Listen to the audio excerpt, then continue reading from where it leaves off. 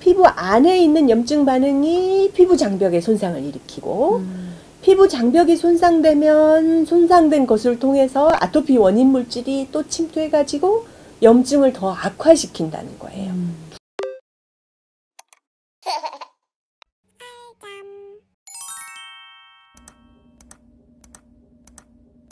오늘은 잠을 잘 재우려면 신체가 건강해야 한다는 사실은 누구나 다 잘 알고 있잖아요. 그 중에서도 잠을 좀 더 잘 자기 위해서 아주 잘 케어해 줘야 하는 것 몇 가지 질환이 있는데 저번에 아데노이드를 한번 다뤄봤죠. 네. 이번에는 아토픽성 피부염이 네. 그 질환 중 하나입니다. 그렇죠. 사실 아토피성 피부염이라고 하면 어머님들이나 아버님들이 잘 모르실 것 같아요. 다들 그냥 줄여서 아토피 이렇게 부르잖아요. 네. 왜 그렇게 부르는 걸까요? 아토피라는 말이 알러지하고 거의 비슷한 것인데요. 외부에 요인이 있는 알러지가 있는가 하면 내인성 알러지 이런 건 거의 아토피라고 잘 부르거든요. 그런데 어릴 때 우리가 고생하는 건 거의 피부염 때문에 고생하죠. 그래서 아토피성 피부염이 정확한 말인데 피부염을 떼도 아토피 하면 아토피성 피부염을 연상하시는 것 같아요.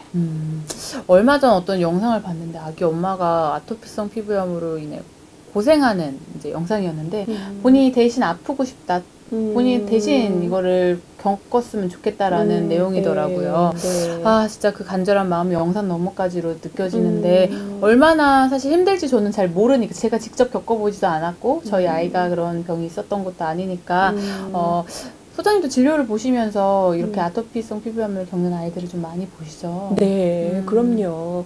아토피성 피부염이 아주 어린아이가 너무 가려워하니까 보는 저도 정말 고통스러운 질환 중에 하나예요. 오늘 아토피성 피부염은 조금 전문적인 얘기가 들어가서 지루하실 수도 있지만 뭐 수면에도 그렇고 다른 문제에서도 양육에서 너무 중요한 이야기들이니까 제가 가능한 한 또박또박 말씀을 드릴 테니까 딴 데 가지 마시고 집중해 주시면 고맙겠습니다.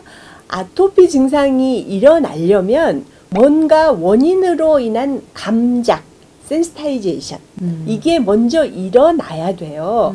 뭘 처음 접했는데 거기서 아토피가 일어나진 잘 않아요. 네. 한번 접해봤는데 아 이게 나한테는 안 맞는 거네 라고 생각하면 피부가 그 다음에 반응을 보이는 거거든요. 그래서 제일 먼저 감작이 일어나야 해요. 그래서 신생아 출생하자마자 아토피 그 증상이 보이는 경우는 되게 드물죠. 엄마 뱃속에서 엄마가 먹은 음식 때문에 감작이 일어났을 때 태어난 후에 모유를 먹으면서 증상이 나타날 수 있을 텐데 가장 빠르면 보통 한 달 정도를 이야기합니다. 아토피 피부가 있는 아기들의 경우 증상의 빈도를 좀 낮추거나 아니면 완화시켜줄 수 있는 방법들은 어떤 것이 있을까요?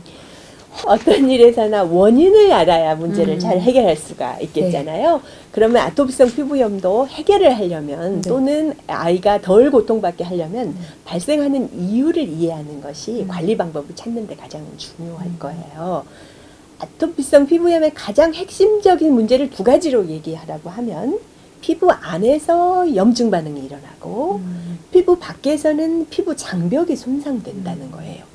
그런데 피부 안에 있는 염증 반응이 피부 장벽에 손상을 일으키고 피부 장벽이 손상되면 손상된 것을 통해서 아토피 원인 물질이 또 침투해가지고 염증을 더 악화시킨다는 거예요.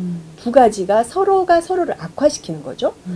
더구나 피부 장벽이 손상되면 건조하고 가려워지잖아요. 그러니까 자꾸 손을 댈 수밖에 없어요. 그러면 세균 감염까지 생기고 이러면 정말 힘들어지죠.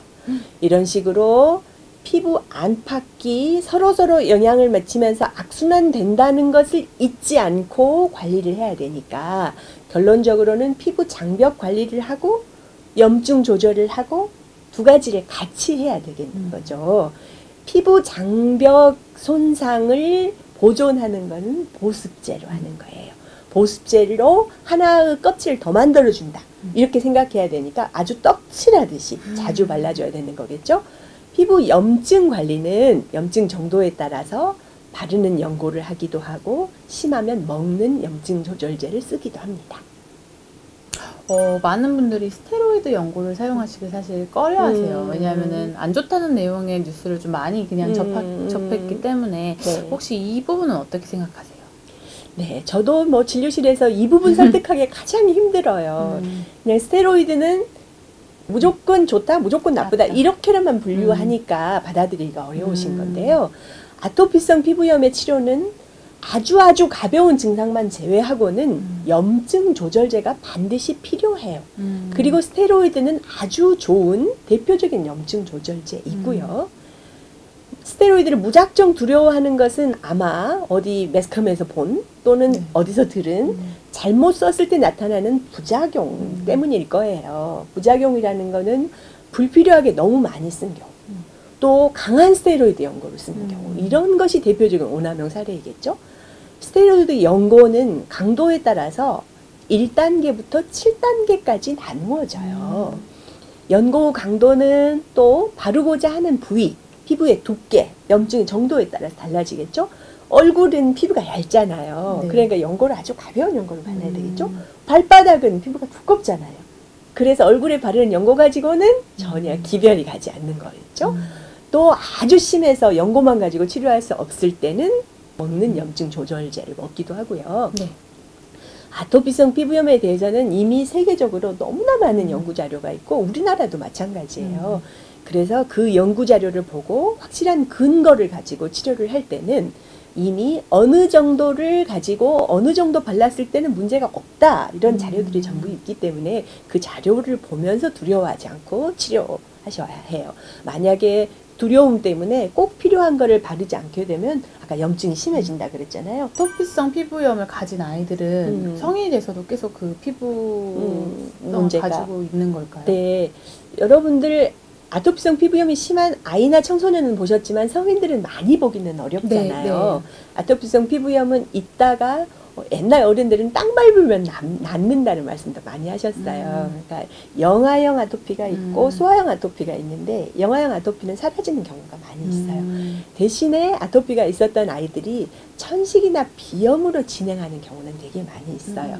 그래서 결국은 같은 그 원인 때문에 생기는 건데 피부 자체의 문제는 심하게 남는 사람 많지는 않은 거죠. 성인이 돼서 이런 피부염 문제를 갖지 않으려면 어떻게 해야 할까요? 그래서 이제 성인이 됐을 때 문제가 없게 해야 되고 스테로이드를 가능하면 덜 발라야 되고 이게 가장 걱정이잖아요. 그럼 제가 앞서 말씀드린 아토피의 원인, 피부 장벽 문제, 염증 문제, 이 두 가지를 꼭 기억하세요. 피부 장벽을 어떻게 잘 보호해 주느냐, 아토피의 원인을 어떻게 피하느냐, 여기에 관건이 있다고 볼 수 있겠잖아요. 피부 장벽 보호는 습도 유지, 보습제의 꼼꼼한 사용. 보습제는 비싼 보습제를 살짝 바르는 게 효과가 있는 게 아니고요. 싼 보습제라도 덕지덕지 발라서 장벽을 만들어주는 게 훨씬 효과적입니다. 증상이 가벼운 경우라면 평상시에 보습제만 잘 사용해도 스테로이드 사용 안 하고도 좋아지기도 해요. 증상이 심한 경우에도 보습제 사용을 아주 잘하면 스테로이드 사용을 현저하게 줄일 수 있어요. 아주 심한 경우에는 평상시에 건강에 지장이 없을 정도로 약한 스테로이드를 유지를 해주고 강한 스테로이드는 아주 가끔만 바를 수 있겠고요. 스테로이드를 아주 약한 스테로이드는 안 돼서 할 수 없이 많이 사용을 해야 할 정도로 염증이 심한 아이라면 먹는 염증 조절제, 싱귤 이런 먹는 염증 조절제를 쓰는 경우도 있고요. 또 바르는 것도 스테로이드가 아닌 염증 조절제가 있어요. 그걸 바르는 것도 있어요. 제가 가장 중요하게 말씀드리고 싶은 것은요. 아토피성 피부염 하면 스테로이드에 매몰돼서 생각하시는데요. 그러지 마시고 가렵다는 사실을 꼭 잊지 마세요. 어떻게 가려움을 줄여줄까 하는 것을 꼭 생각하셔야 돼요. 가려워서 긁으면 피부 장벽을 손상시켜서 염증이 더 심해지니까요. 보습제를 잘 바르고 습도 유지를 잘 해주는 것도 덜 가렵게 하는 것이고요. 먹는 항히스타민제, 이걸 먹는 것도 가려움을 상당히 더 덜어줄 수 있어요. 그럼 긁지 않고 그러면 잠을 훨씬 잘 잘 수 있으니까요. 그래서 스테로이드 강한 건 피해야 되지만 그렇다고 항히스타민제까지 안 먹을 필요는 없는 거죠. 그 요새 나온 뉴스 중에 싱귤 부작용이 갑자기 나왔잖아요. 네. 어떻게 생각하세요? 아주 길게 썼을 때 네. 이야기라고 볼 수 있습니다. 네. 아주 오랜 장기간. 네. 그런 항염증제, 음. 소위 말하는 스테로이드가 아닌 항염증제를 아주 장기간 썼을 때 그러고 보통은 길어야 2달, 뭐 봄에 2달, 가을에 2달 이런 정도 예, 남용하지 않고 썼을 때는 거의 문제가 없는 것으로 나와 있습니다. 수면 문제가 있는데 만약 이 아이가 아토피성 피부염을 가지고 있는 아이라면 아토피성 피부염을 먼저 케어를 해줘야 하는 이유가 네. 이 간지러움 때문에 수면 문제가 생겼을 가능성이 정말 많잖아요. 그럼요. 그래서 조금 더 적극적으로 치료를 해주셔야 될 것 같아요. 피부가 건조하면 더 가려워지기도 하고 또 아까 말씀해 주셨듯이 망가진 보호막을 통해서 알레르기를 일으키는 항원이라든지 세균이 침투할 수 있기 때문에 보습제로 보호막을 철저히 잘 만들어 주셔서 아이의 아토피성 피부염을 치료하는데 아주 중요한 부분을 차지하고 있다고 합니다. 충분한 보습을 통해서 간지러워서 잠 못 자는 아이들을 미연에 방지해 볼 수 있겠다는 이야기였습니다. 네. 보습제는 비싸고 양이 적은 것보다 또 저렴하고 양이 많은 게 훨씬 더 도움이 될 수 있다. 네. 꼭 자주 바르는 것, 자주. 예, 아주 두껍게 바르는 것, 이게 중요하다는 뜻입니다. 그리고 또 어떤 성분이 가장 중요할까요? 여러 가지 성분이 보습제에 따라서 좀 다르게 있는데요. 네. 다시 말씀드리지만 그 성분을 꼼꼼하게 찾으려고 하기보다는 네. 비싼 것일수록 피부하고 가까운 성분이 많이 들어있긴 해요. 근데 그것보다는 더 중요한 것이 자주 두껍게 바르는 것이 훨씬 중요하다는 걸 잊지 않으시면 좋겠습니다. 네, 감사합니다.